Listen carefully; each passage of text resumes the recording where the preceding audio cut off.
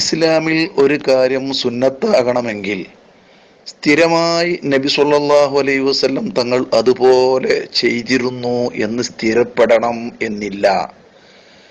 ബഹുമാനപ്പെട്ട നബി തങ്ങൾ വല്ലപ്പോഴും ചെയ്താൽ പോലും, പ്രേരിപ്പിച്ചാൽ പോലും, നബിയുടെ അറിവ് പ്രകാരം മറ്റുള്ളവർ ചെയ്താൽ പോലും, മറ്റുള്ളവർ ആരെങ്കിലും ചെയ്തിട്ട് നബി അത് അറിഞ്ഞിട്ടും എതിർത്തിട്ടില്ലെങ്കിൽ പോലും, ഇതുപോലെയുള്ള പല കാരണങ്ങളാൽ പല കാര്യങ്ങളും ഇസ്ലാമിൽ സുന്നത്താക്കപ്പെടും. അതിനെല്ലാം ഉദാഹരണങ്ങളും ഉണ്ട്.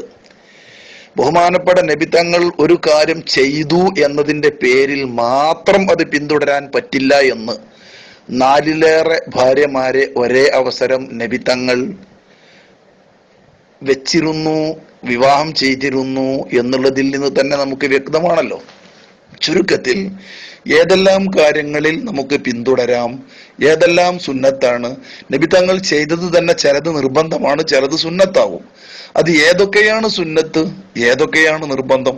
നബി തങ്ങൾ നിസ്കാരത്തിൽ ഒന്നാമത്തെ അത്തഹിയാത്ത് സുന്നത്തേ ഉള്ളൂ, അവസാനത്തെ അത്തഹിയാത്ത് നിർബന്ധമാണ് എന്ന് പറഞ്ഞ ഒരൊറ്റ ഹദീസ് ഈ ദുനിയാവിൽ ഒരു മനുഷ്യന് കാട്ടിത്തരാൻ പറ്റില്ല. നല്ലവണ്ണം ശ്രദ്ധിക്കണം നാം ഇത്.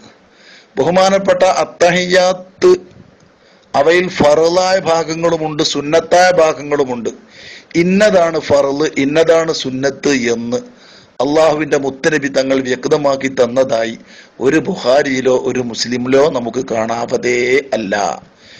പിന്നെ ഏതൊക്കെയാണ് സുന്നത്ത്, ഏതൊക്കെയാണ് ഫറല്, ഏതൊക്കെയാണ് നാം പ്രവർത്തിക്കേണ്ടത്, ഏതൊക്കെയാണ് ഒഴിവാക്കേണ്ടത്, ഇതെല്ലാം ലക്ഷക്കണക്കായ ഹദീസുകൾ വേണ്ട വിധം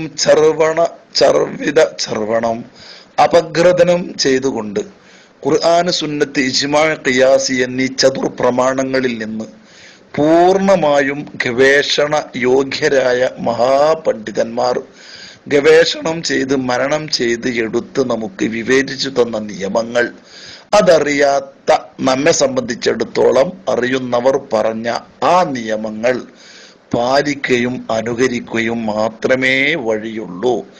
ഇതൊരൽപ്പമെങ്കിലും ബുദ്ധിയുള്ള ഏതൊരു വിശ്വാസിയും സമ്മതിച്ചേ പറ്റൂ. അതവൻ സമ്മതിക്കേണ്ടി വരികയും ചെയ്യും. ഇനി കാര്യം പറയുക. ബഹുമാനപ്പെട്ട ഷാഫിഈ മദ്ഹബ് പ്രകാരം ഇമാമുന ഷാഫിഈ റളിയല്ലാഹു തആല പൂർണ്ണമായും എല്ലാവിധ ഗവേഷണ യോഗ്യതകളും ഒത്തിണങ്ങിയ ഒരു മഹാപണ്ഡിത പ്രതിഭയാണ്. മഹാനവറുകൾ ഖുർആനിൽ നിന്നും സുന്നത്തിൽ നിന്നും മനനം ചെയ്തെടുത്ത് തന്ന വ്യക്തമായ ഉസൂലുകൾ, നിയമങ്ങൾ, ആ അടിസ്ഥാനങ്ങളാണ്, ആ നിയമങ്ങളാണ് നമുക്ക് വിവരിച്ചുകൊണ്ട് മഹാന്മാരായ ഫുഖഹാക്കൾ ആ ഉസൂല് പ്രകാരം വിവരിച്ചു തന്നത്. നമ്മുടെ ഫിഖ്ഹിൽ വ്യക്തമായി പഠിപ്പിക്കുന്നുണ്ട്, 5 വക്ത് നിസ്കാരത്തിന്റെ ശേഷവും കൂട്ടമായി ദുആ ചെയ്യലും ആമീൻ പറയലും സുന്നത്താണ് എന്ന്. തദടിസ്ഥാനത്തിലാണ് അള്ളാഹുവിൽ വിശ്വാസമുള്ള യഥാർത്ഥ സുന്നത്ത് ജമാഅത്തിന്റെ വിശ്വാസികൾ ഇപ്രകാരം ചെയ്തു പോരുന്നത്.